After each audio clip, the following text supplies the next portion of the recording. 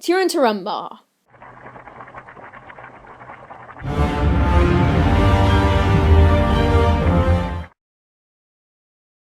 What is Turin? Turin's race is classified as men. Turin is the son of Hurin and Morwen, Laelis Erwin and Neona's Neonil, older brother.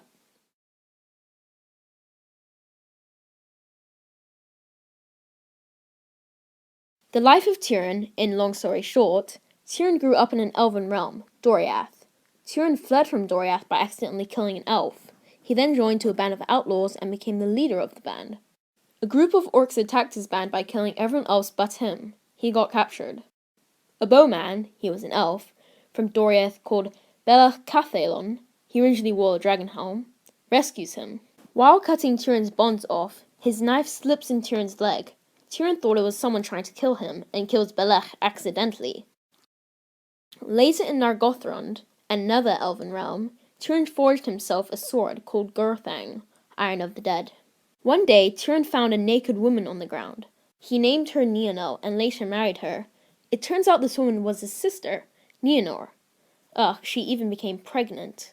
But she didn't know it since her memory was erased by Gloring the dragon. One day, Gloring the dragon came near to Turin's habitation.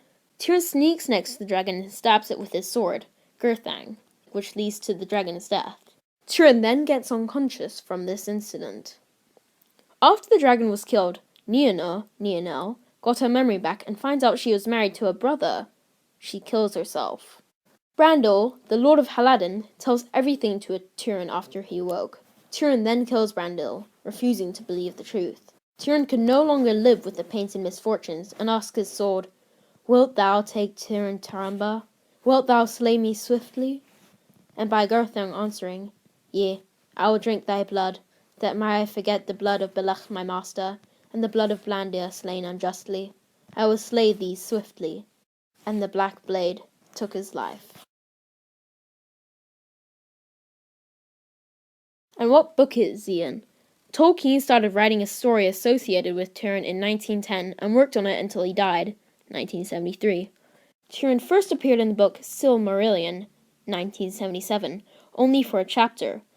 3 years later in the book Unfinished Tales, 1980, which had the same story but was even shorter, but it had lots of footnotes which his Silmarillion didn't have. Also, he was in the 3rd volume of the History of the Middle-earth series. But the biggest part he had was in the Children of Hurin book, against the same story with much more details. He started this book, Children of Hurin, in 1910, but was anyway published in 2007 by his son Christopher, who by the way finished all the other books already mentioned. In the end, there was one story with multiple directions. Tolkien's last year of school in 1910 in King Edward's School, he discovered the Finnish epic poetry Kalevala, the folklore and mythology of Finland, written by Elias Lönnrot. It was so fascinating to him that he rewrote his own story from it. You guessed it, The Children of Hurin. The original story was a chapter called Kullervo from the Kalevala. Kullervo was the main character, just as Turin, a handsome man with a tragic fate. His sister dies, just like Neonil, and in the end, Kullervo asks his sword to take his life by riddle, just like Turin. By the way, did you know Alla was also based on a Kalevala's character? He was based on a blacksmith too, Ilmarinen. And the main character from the whole book, Väinämöinen, is believed to be the echo for Tom Bombadil. Might this be a clue for who Tom really is? And did you also know that the Elvish language is based on the Finnish language?